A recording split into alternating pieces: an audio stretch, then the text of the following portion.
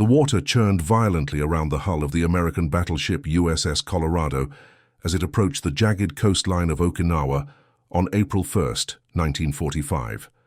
Lieutenant Commander Mason Caldwell stood on the bridge, his weathered hands gripping the binoculars so tightly his knuckles had turned white.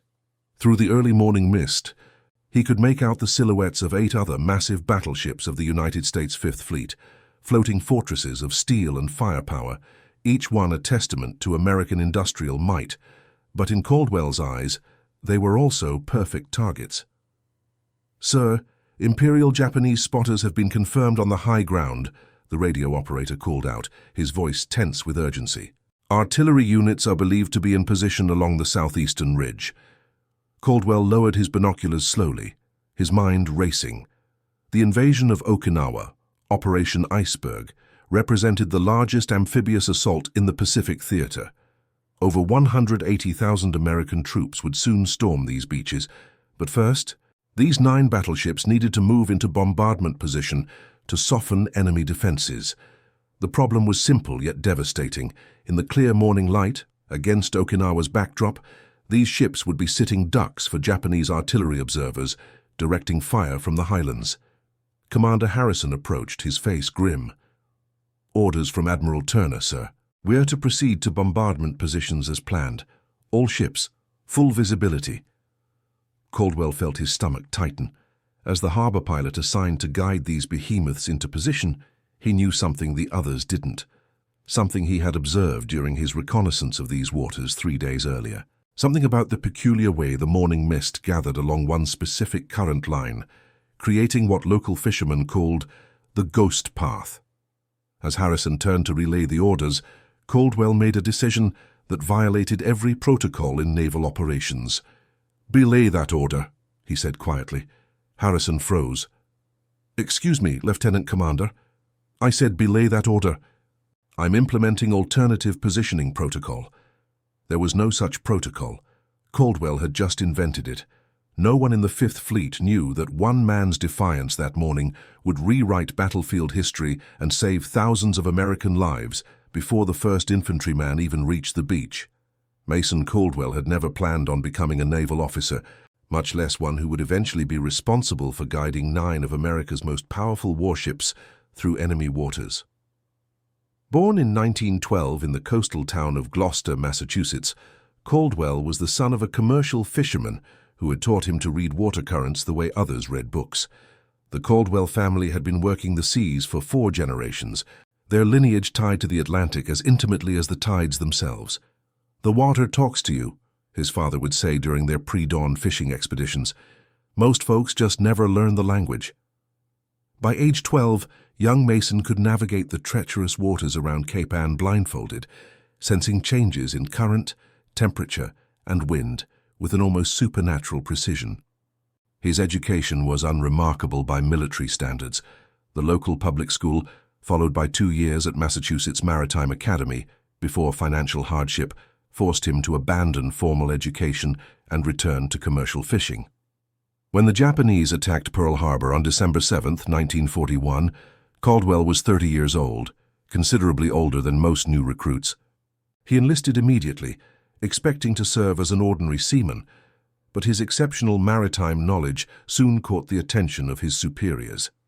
The Navy had plenty of officers who understood naval warfare tactics, but few who possessed Caldwell's intuitive understanding of coastal waters and harbors. "Caldwell doesn't just know the sea," his commanding officer at Officer Candidate School wrote, "He speaks its dialect." After accelerated officer training, he was commissioned as a lieutenant and assigned to harbor pilot duties, guiding large vessels through dangerous or congested waters. His uncanny ability to predict tidal anomalies and current shifts earned him quick promotion to lieutenant commander by 1943. His integration into the officer corps wasn't without friction. Career naval officers often viewed him with suspicion, a former fisherman now wearing an officer's uniform.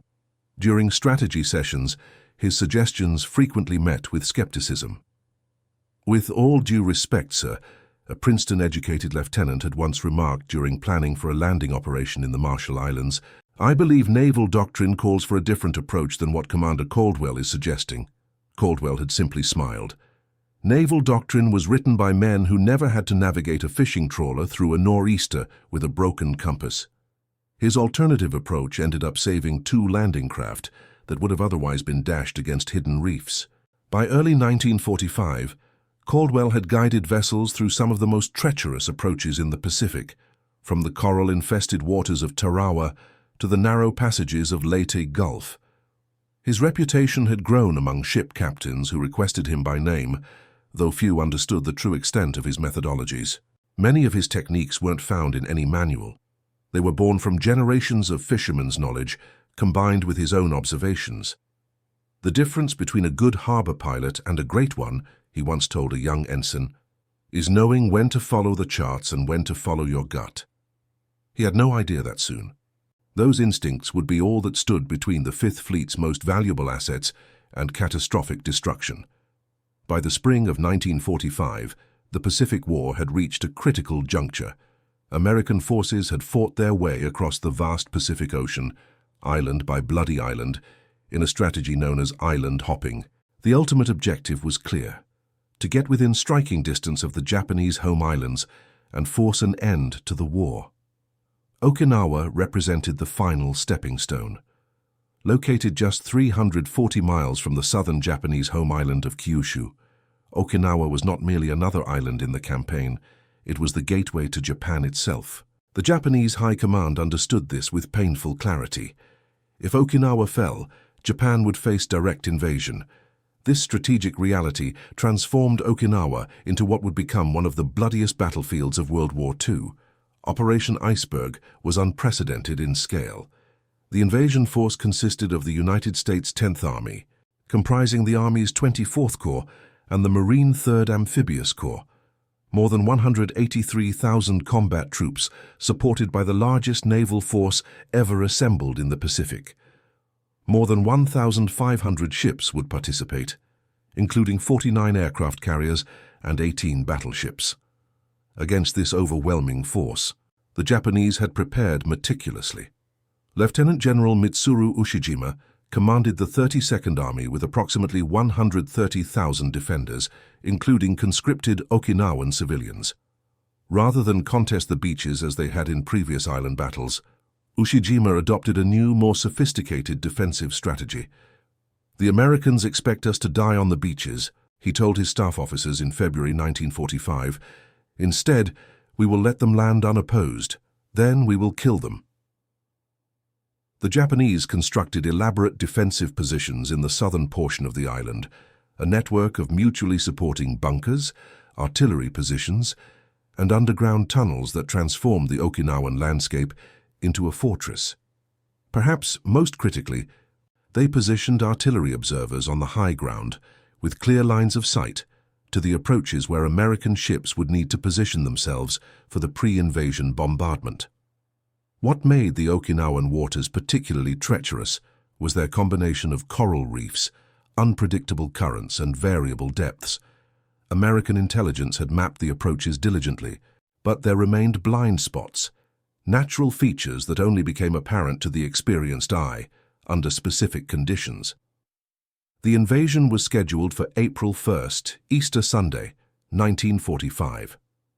In the days leading up to the assault, American submarines and reconnaissance aircraft surveyed the landing beaches and approaches. The plan called for the battleships to move into position before dawn and commence bombardment precisely at sunrise. 0600 hours. What military planners hadn't accounted for was the peculiar atmospheric phenomenon that occurred in early April in these waters, a combination of temperature differentials between air and water that created unusual mist formations along specific current lines.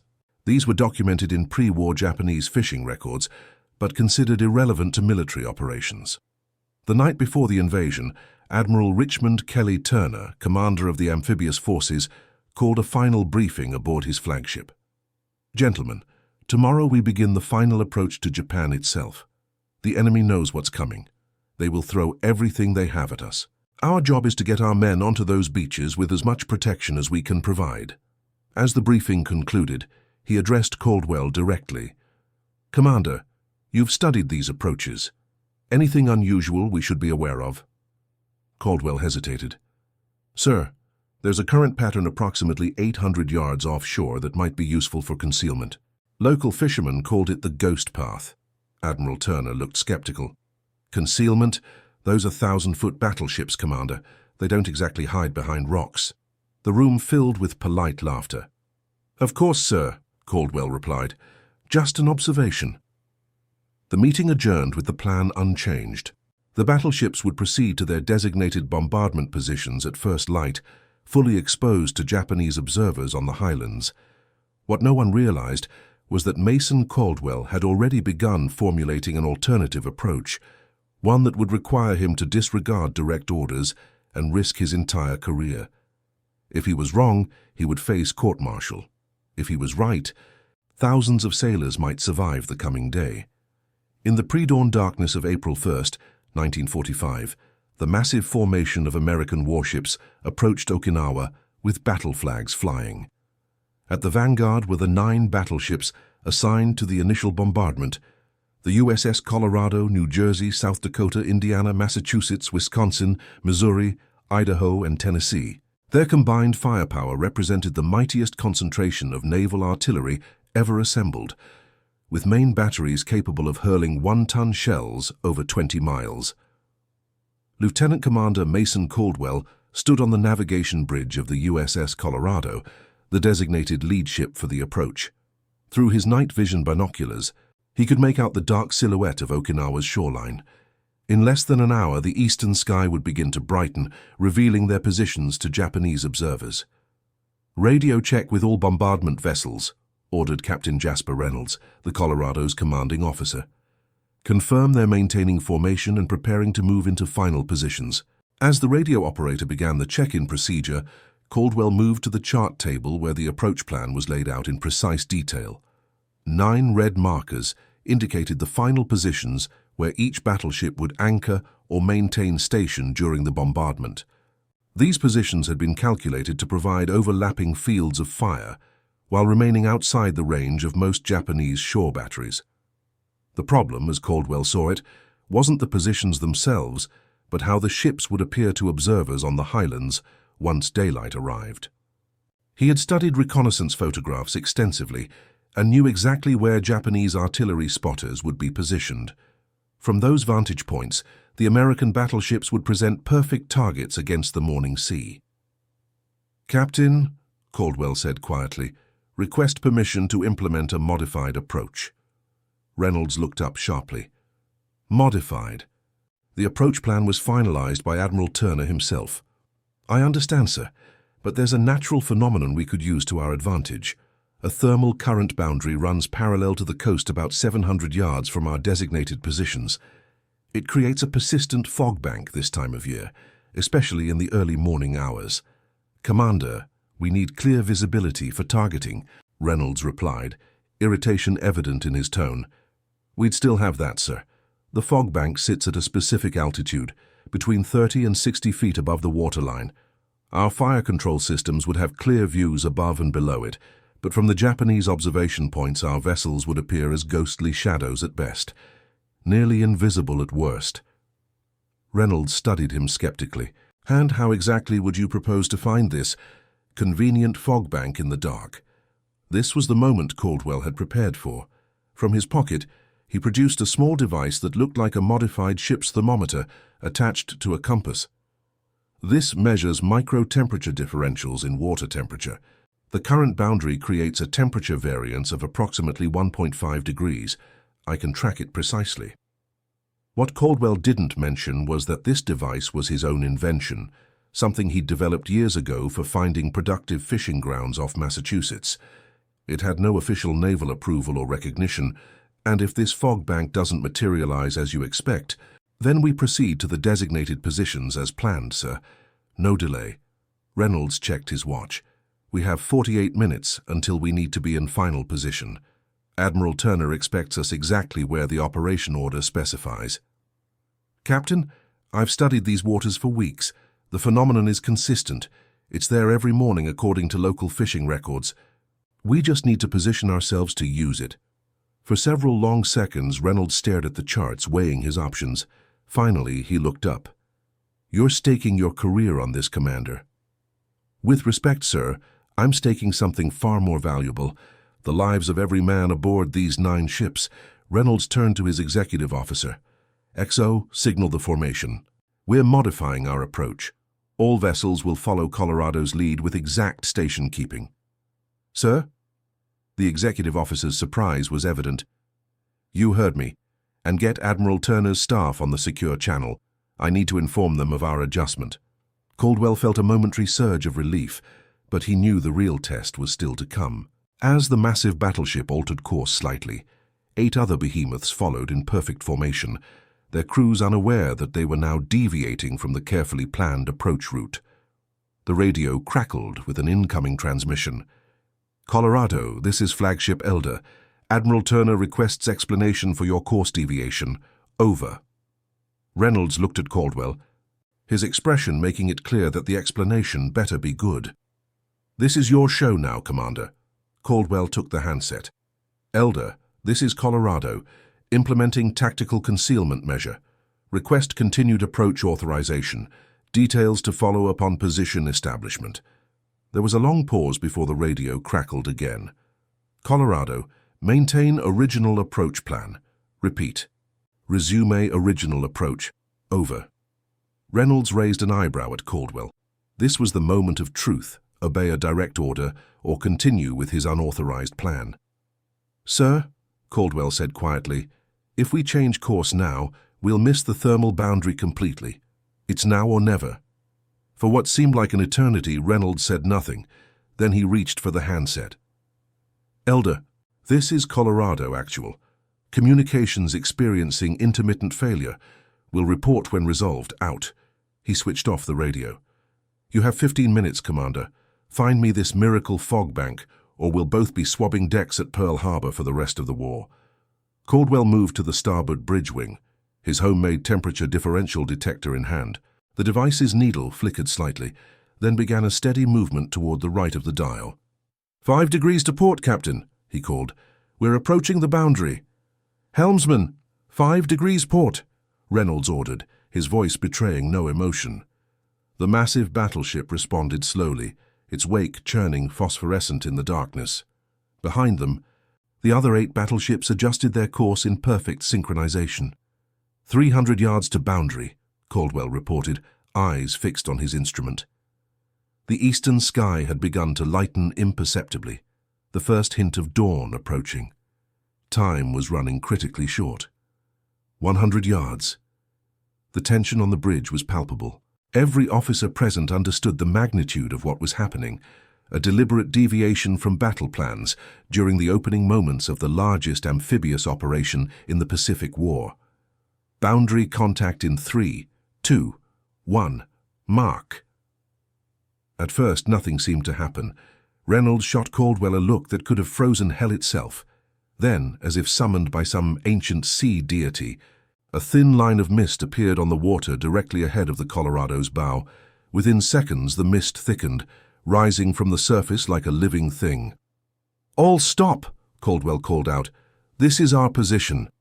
Reynolds hesitated only briefly before relaying the order. All stop.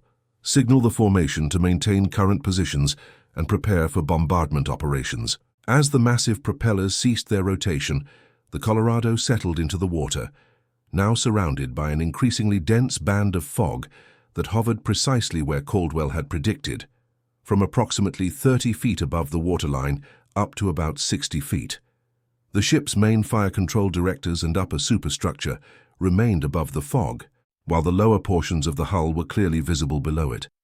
But from a distance, particularly from the elevation of the Japanese observation posts, the ships would appear as ghostly, fragmented silhouettes, nearly impossible to target effectively. One by one, the 8 following battleships took up positions within the same fog bank, their massive forms seeming to dissolve into the mist. The effect was uncanny. 9 of the largest warships ever built partially vanished from sight. "My God," whispered the executive officer, "they really are ghosts." As the fog continued to develop with the changing temperature differential between air and water, Caldwell made a final adjustment. From his sea bag, he removed what appeared to be a large fishing float painted naval grey. "What in blazes is that?" Reynolds demanded. A marker buoy, sir, or as I call it, a ghost buoy. Without further explanation, Caldwell dropped it overboard. The buoy, weighted to float at a specific depth, took up position exactly at the outermost edge of the fog bank. Each ship needs to maintain position relative to this marker. The thermal boundary will shift approximately 12 yards westward each hour as the sun rises. As long as they keep station with the buoy, they'll remain within the concealment zone. Reynolds stared at the simple device bobbing in the water. A fishing float is going to protect 9 battleships. No, sir, Caldwell replied. Physics is going to protect them. The float just helps us stay in the sweet spot. As full dawn approached, the radio came alive with urgent transmissions. Admiral Turner was demanding an explanation for the formation's unauthorized positioning. Before Reynolds could respond, the first salvos of the pre-invasion bombardment thundered from the forward batteries of the USS Tennessee, signaling the operation's commencement. The bridge crew watched in amazement as the massive 16-inch shells arced high above them, perfectly visible above the fog bank, while the ships themselves remained partially concealed within it. From the Japanese observation posts, it would appear as if the devastating barrage was emerging from ghostly, indistinct targets, visible enough to create confusion, but not clear enough for accurate counter-battery fire. Reynolds looked at Caldwell with newfound respect. "I'll handle Admiral Turner. You make sure this fog bank keeps doing its job, Commander." For the next 6 hours, as the largest amphibious assault of the Pacific War unfolded on Okinawa's beaches, 9 American battleships delivered punishing fire support from their concealed positions. Japanese shore batteries fired repeatedly at the Phantom ships, their shells consistently falling wide of the mark. The unusual fog formation, combined with Caldwell's ingenious ghost buoy that allowed the ships to maintain precise station within it, had transformed sitting ducks into elusive phantoms. What should have been a massacre became a miracle of naval warfare, all because one harbor pilot dared to trust ancient fishermen's wisdom over modern battle doctrine. As the morning sun climbed higher in the sky over Okinawa, the fog bank began to thin exactly as Caldwell had predicted. By 0900 hours, the thermal conditions that created the concealment were dissipating. Fortunately, by this time, the initial landing waves had established beachheads, and Japanese artillery was fully occupied with the amphibious forces. Aboard the USS Colorado, Captain Reynolds stood next to Caldwell on the bridge wing, watching as the last wisps of mist evaporated around them. The full magnitude of what they had accomplished was becoming clear through the incoming battle reports. "Sir," the communications officer called out, "Message from Tennessee. No casualties, no damage, 527 main battery rounds expended." Similar reports followed from each battleship in the formation. Not one had suffered a direct hit during the critical early hours of the bombardment.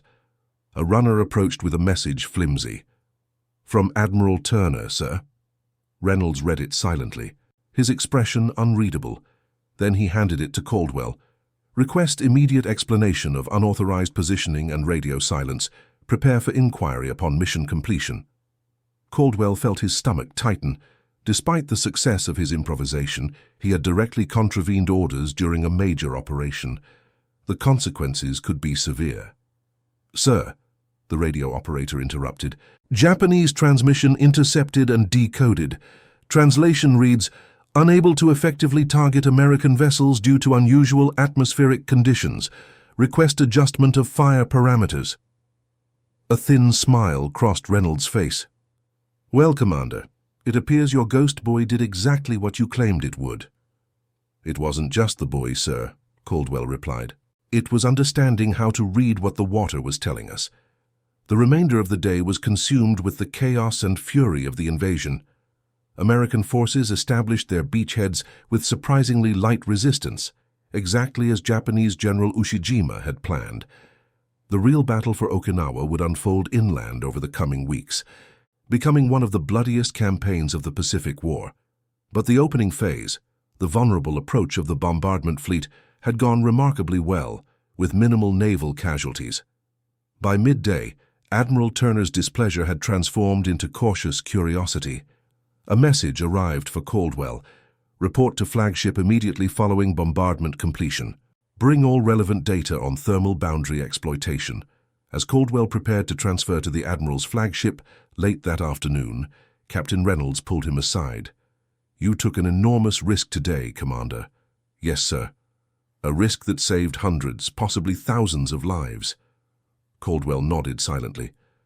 "The Navy doesn't exactly celebrate those who ignore the chain of command, no matter the outcome." "I understand, sir." Reynolds handed him a sealed envelope.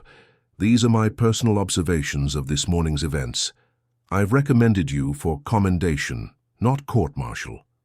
Caldwell took the envelope, surprised. "Thank you, Captain." "Don't thank me yet. When you face Admiral Turner, remember one thing. The Navy values results, but it values discipline more. The fact that you were right doesn't change the fact that you were insubordinate." As Caldwell departed the Colorado in a small launch heading for the flagship, he looked back at the 9 battleships, now fully visible in the afternoon sun. They continued their bombardment of Japanese positions, their massive guns thundering across the water. Each represented thousands of American sailors who had been at terrible risk that morning. He didn't regret his decision, not for a moment. The meeting with Admiral Turner was brief and uncomfortable.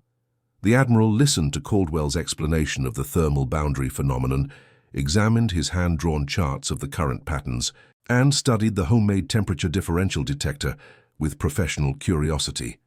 "Ingenious if unorthodox," Turner conceded. "But let me be clear, Commander. Naval operations require discipline and adherence to command decisions. Your actions, regardless of outcome, represented a breakdown in that chain." "Yes, Admiral." That said, initial reports indicate 0 casualties among the bombardment group during the approach phase. That's unusual for an operation of this scale against prepared defenses. Turner set aside the device and fixed Caldwell with a penetrating stare. "I'm assigning you to the Naval Hydrographic Office effective immediately. You'll document this thermal boundary phenomenon and similar oceanic anomalies that might have tactical applications. Consider it both a recognition of your observational skills and a reminder to stay within appropriate channels in the future."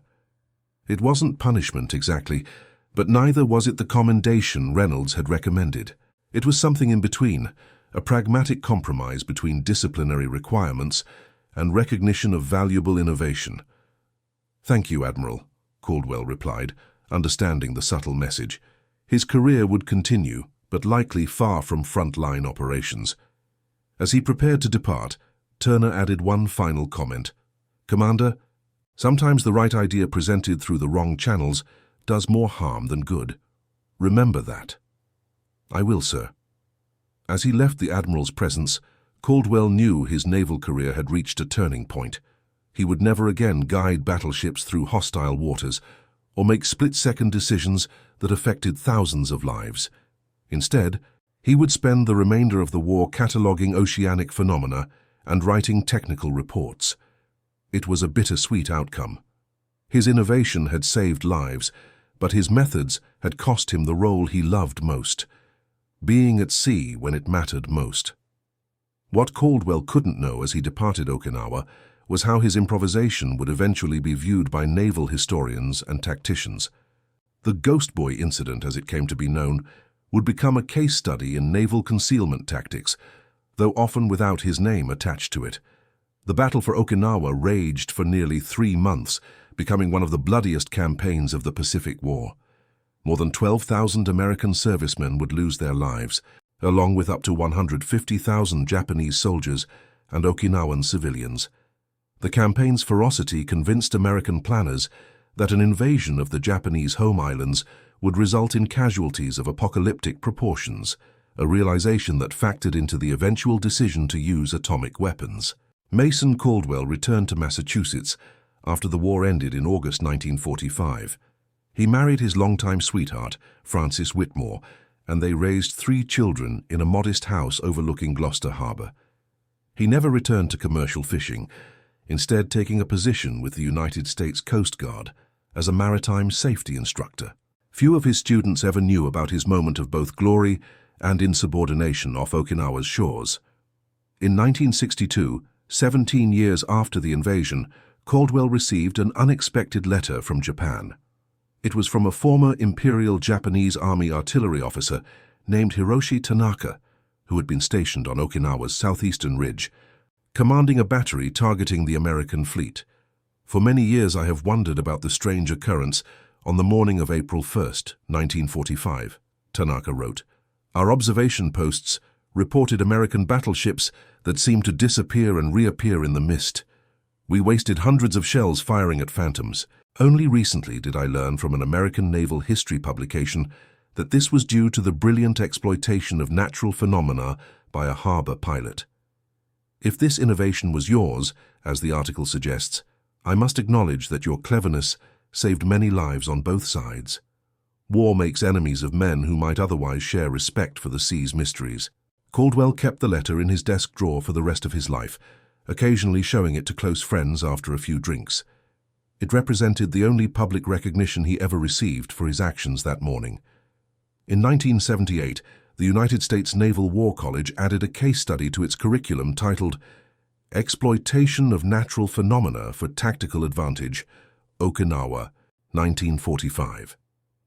The study examined how understanding local environmental conditions could provide significant advantages in naval operations. Caldwell's name appeared only in the footnotes, but his ghost buoy technique was central to the analysis.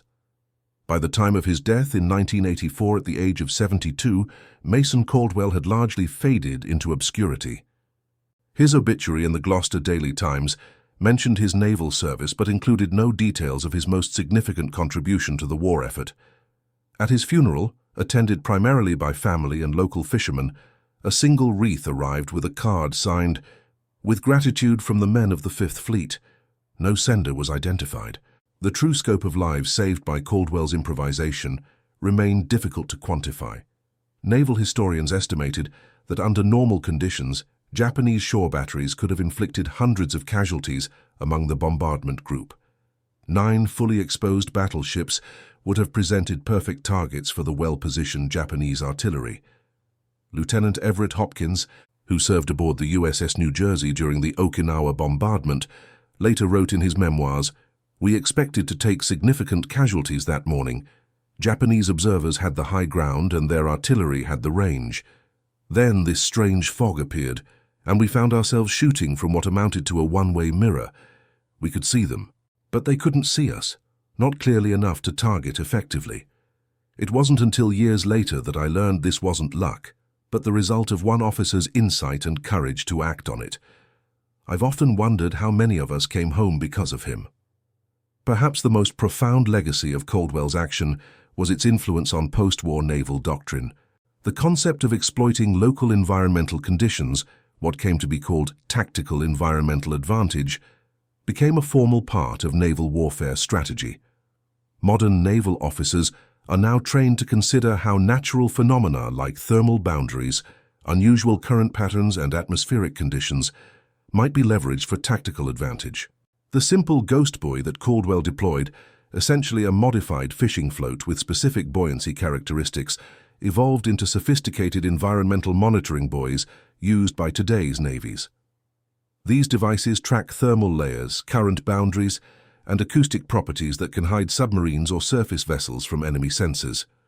In 2002, during a renovation of the Naval War College's tactical display room, an artifact was added to a glass case containing historical naval innovations, a weathered grey fishing float with a simple temperature gauge attached.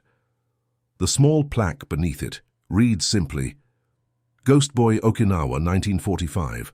Sometimes the most effective weapons are the ones nature provides." The story of Mason Caldwell's improvisation serves as a powerful reminder of a truth often forgotten in modern warfare, that sometimes the most effective tactical advantage comes not from superior firepower or advanced technology, but from a deep understanding of the natural world and the courage to trust that understanding when it matters most. In naval academies today, midshipmen study the Battle of Okinawa, primarily for its scale and strategic importance in the Pacific War.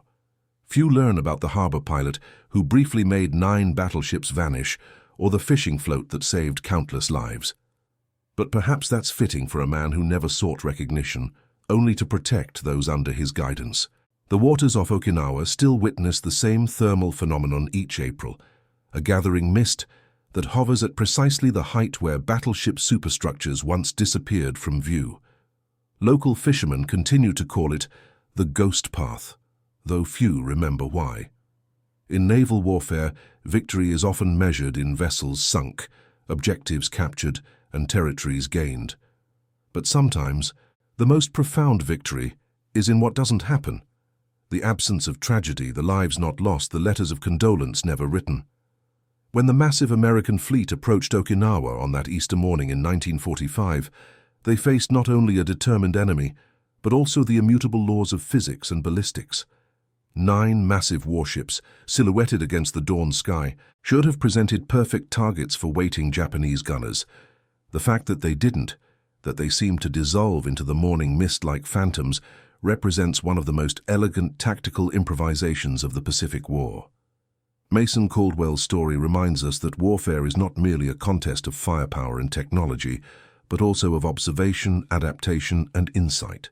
His Ghost Buoy didn't fire a single shell or sink a single enemy vessel.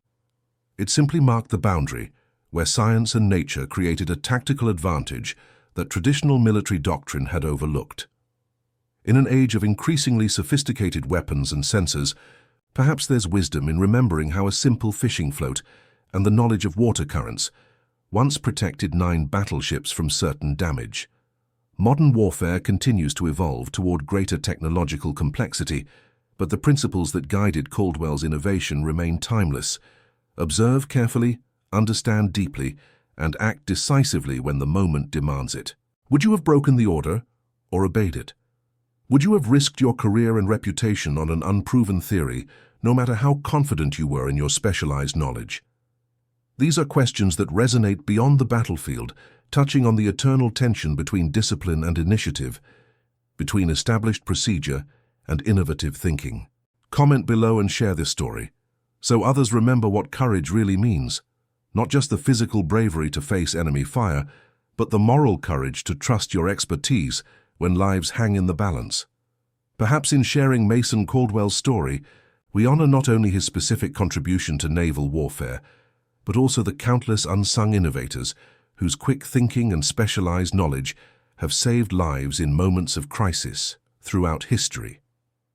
In the end, 9 battleships that should have been perfect targets became ghostly apparitions, their massive guns thundering from within a protective shroud of mist, all because one harbor pilot understood something about the water that no one else did and found the courage to act on that understanding when it mattered most.